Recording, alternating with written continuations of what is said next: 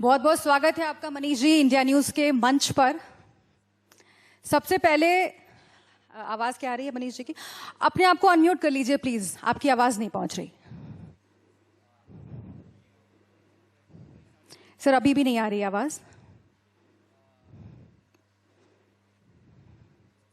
आई think कुछ technical issue है।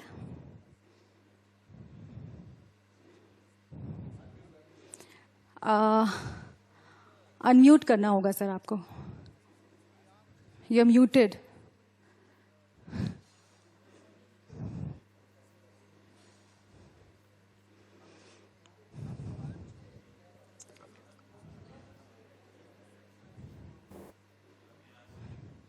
I think we'll have to try it again.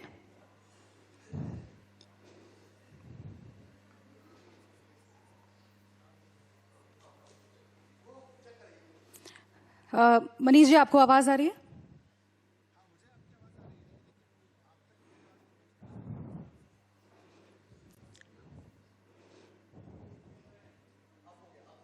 Manish ji आपको आवाज आ रही है?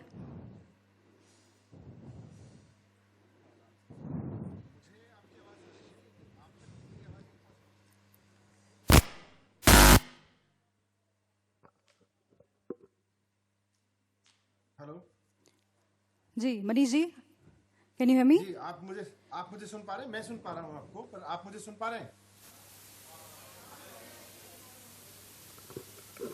वॉल्यूम अप करना होगा। आई थिंक वॉल्यूम अप करना होगा। हेलो जी आप मुझे सुन पा रहे हैं? जी जी जी जी मनीष जी, बहुत बहुत शुक्रिया आपका इंडिया न्यूज़ के मंच के साथ जुड़ने के लिए। और यहाँ पर मौजूद तमाम लोग आपको सुनने के लिए बेकरार हैं, क्योंकि पंजाब में आप लोग एक बहुत बड़े प्लेयर बनकर उभर रहे हैं। लेकिन सबसे पहले मुझे आप ये बता दीजिए कि मैं आपको नमस्ते कहूँ कि राम राम कहूँ, क्योंकि आपके चाहने वाले भी अब यही कहने लगे हैं कि बाकी पॉलिटिकल पार्टीज की तरह आप भी चाय में चीनी की तरह घुल गए हैं। चुनाव से पहले आपको राम याद आते हैं, मंदिर मंदिर आप भी चक्कर लगाते हैं, तीर्थ यात्रा करवाते हैं। अगर मैं सही हूं तो मैं नमस्ते कहूं कि राम राम कहूं? और क्या आप भी बाकियों जैसे हो गए? आप बदल गए मनीष जी?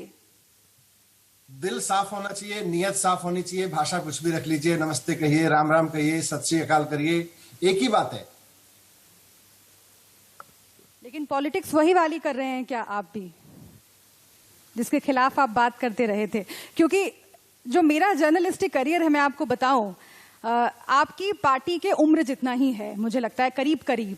और इसीलिए आप आम आदमी पार्टी का उभार भी देखा है, बदलाव भी देखा है। तो क्या कहीं ना कहीं अब धर्म की पॉलिटिक्स आप लोगों को सूट करने लगी है? देखिए, लोगों की पॉलिटिक्स करनी है हमें लोगों के बच्चे भी पढ़ाने हैं, हमें लोगों के लिए व्यवस्थाएं करनी है, बिजली की व्यवस्था भी करनी है, हमें स्वास्थ्य की व्यवस्था भी करनी है।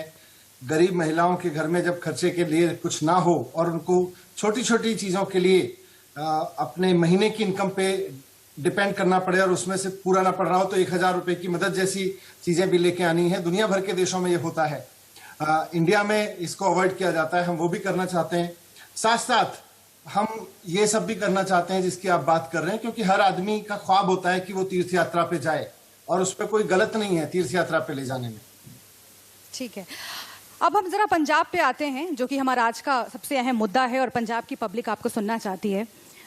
आप ही बार बार ये कहा जा रहा है, आपकी आवाज बहुत ज्यादा इको हो रही है। हम उसको ठीक करवाते हैं, दुरुस्त करवाते हैं। बहुत ज्यादा इको है। जी जी, आपको आवाज आ रही है मनीष जी? हाँ, अभी बहुत सही है।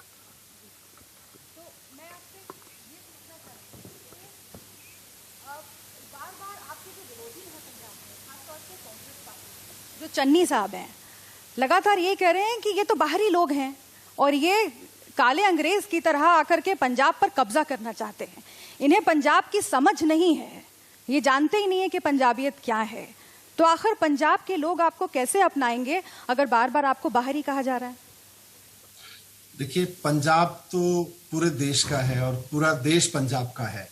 ये किस तरह की राजनीति करते हैं कांग्रेस वाले, मुझे तो नहीं पता, पर इनके लिए पंजाब का मतलब क्या, वहां के रेत माफिया को खुलेआम लूट करने का ठेका देकर और पॉलिटिकल पार्टी के लिए पैसा लेकर या अपने लिए पैसा लेकर 20,000 करोड़ रुपए का चूना लगवाना अगर इनके लिए पंजाबियत है, तो कोई भी पंजाबी नहीं चाहेगा कि भले ही वो आदमी पंजाब में पैदा हुआ हो, लेकिन पंजाब सरकार को 20,000 करोड़ का चूना लगे और रेत माफिया वहां पे, सैंड माफिया वहां पे काम करे।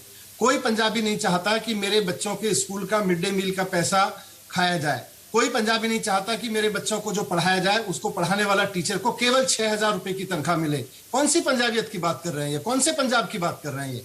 पंजाब के बच्चों को 6,000 रुपए की टीचर की तनख्वाह देके ये पढ़वाते हैं और ऊपर से बात पंजाबियत की करते हैं। तो पंजाब के लोगों के साथ सबसे बड़ा धोखा तो ये लोग कर रहे हैं।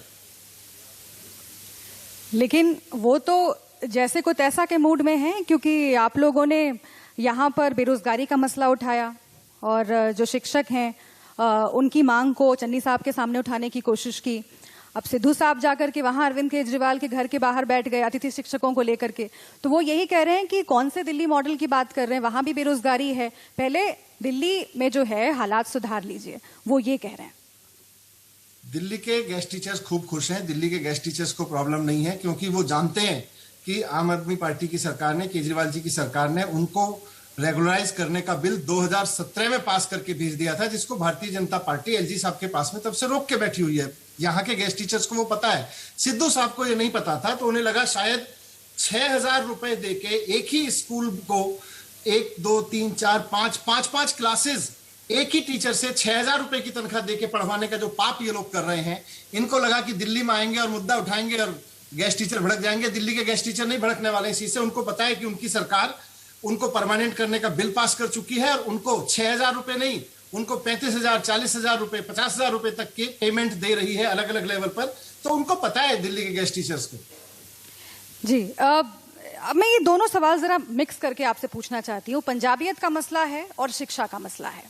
अब ये कहा जा रहा है, जैसा कि कांग्रेस पार्टी की ओर से, चन्नी साहब की ओर से और तमाम केंद्रीय मंत्री जो यहाँ पर तमाम जो कैबिनेट मंत्री हैं उनकी ओर से, कि आप लोग समझ नहीं पा रहे हैं कि आखिर पंजाब किस तरीके से काम करता है, पंजाब की चुनौतियां क्या हैं, पंजाब का मिजाज क्या है। अब बात छिड़ी स्कूलों की, तो आप भी लिस्ट लेकर आ गए कि देखिए दिल्ली में इतने सारे स्कूल हैं जिन पर काम हुआ है। उनका कहना है कि पंजाब के अंदर अलग तरह की समस्याएं हैं स्टूडेंट्स के सामने। स्कूल अगर खोलने की बात करते हैं या फिर शिक्षा पद्धति को अच्छी करने की बात करते हैं तो अलग तरह की प्रॉब्लम है। वो दिल्ली में बैठकर ये बता रहे हैं कि हम दिल्ली मॉडल लागू करेंगे, लेकिन पंजाब का अपना एक अलग मॉडल है, जो समझ नहीं पा रहे हैं।